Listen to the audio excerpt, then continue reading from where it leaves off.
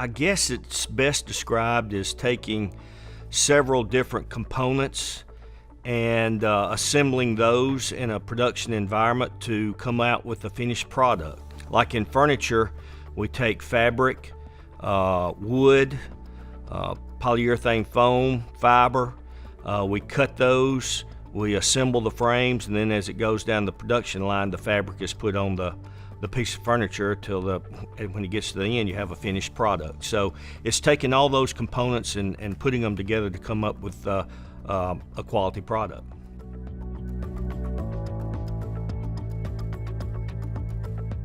I know it's really hard to think about where you're going to go or what you're going to be in high school, but by the time you're in the 10th, 11th grade, you really need to start thinking about a path.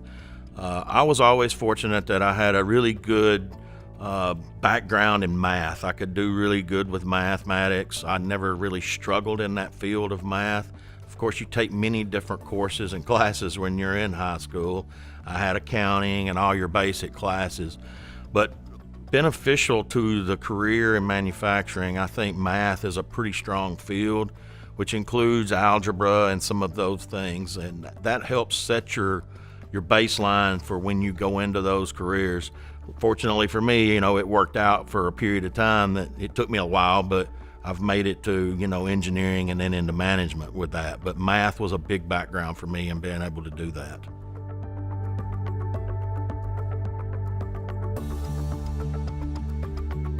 Within manufacturing, you're going to have excellent people skills, communication skills, and really analytical skills.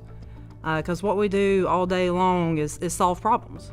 So you need to be able to think through problems and to strategize to determine how to best solve everything. Yeah, I think manufacturing requires hard work. You want to be able to work. You feel like you need to go in and work. Somebody that's driven is very, very important in the manufacturing field. There's going to be hard days, so you've got to kind of surpass those days to get up and go on in and go to work and drive through that. If you've got that drive, though, and that's what I think is really important, is if you can maintain that drive, then you can do so much more than just hourly worker on the floor. You can do that progression up, and the ability to be able to understand what the hourly worker on the floor has to go through as you advance up into management is really, really important, because you have to have that background to know what they're dealing with on the floor every day. If you don't have that, or you just go into management, sometimes you may make a decision that might not be the best for the people on the floor and the people doing the job every day. So it's really, really important to know that. Attitude is huge. I think that if somebody said, I've got a straight A student that has done great in every curriculum that they've done, and yet they just are kind of quiet and maybe, I wouldn't say shy, but reserved, and maybe they have a little a bad attitude, and you give me a person that's got C's and they got a great attitude, I'll take a person with C's with a great attitude.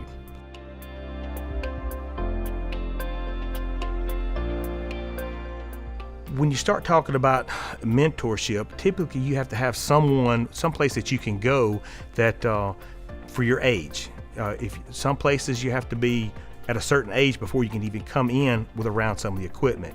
With us, they do have the programs to while you're in college, even at your first semester, they're offering students an opportunity to come into the facility to start learning part of their job, learning a little bit about work.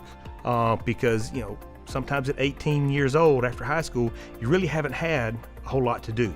So with that gives them opportunity to work, make a little bit of money, and go into school all at the same time, and we work around your schedule.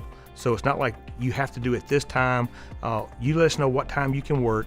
We'll work around it to give you the opportunity, and if everything works out well, by the time 2 years rolls around with your degree in tool and die, or maintenance, you have the ability to be hired on, making a lot more than you were as somebody in school, because now you have a degree and you get paid a little bit more for your knowledge, and you've had 2 years of knowledge that's been pretty much given to you before you even get to be in the workforce at the plant as an employee full-time.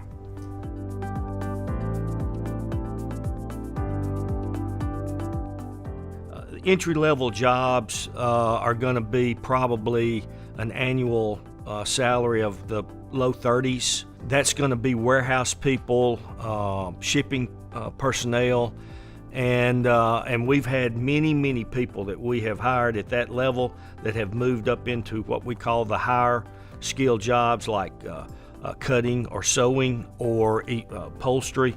And when you get in those higher skill jobs, you're looking at about $40,000 a year.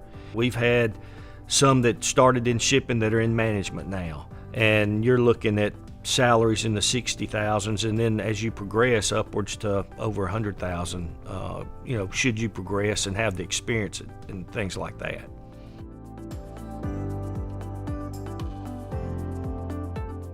So one thing's good I think really good for North Mississippi, or the southern region, as we like to call it, southeast region, is that manufacturing, especially automotive, is moving into this direction. You're seeing a lot more of that movement into the southeast. We've got a lot of companies that in the surrounding area, automotive wise, that are here. The benefit of that also is that they have to have their supply chain and their supply base here. So if a big company like Toyota is here, we have so many different suppliers that are in the area that also are opportunities to walk your way up. Northeast Mississippi has also been a great big hub for furniture manufacturing for many years, as long as I can remember. So those furniture plants are still a staple in the industry, a staple in this area. I love digging in data. I love something that's complicated to where I can actually have to think to solve it.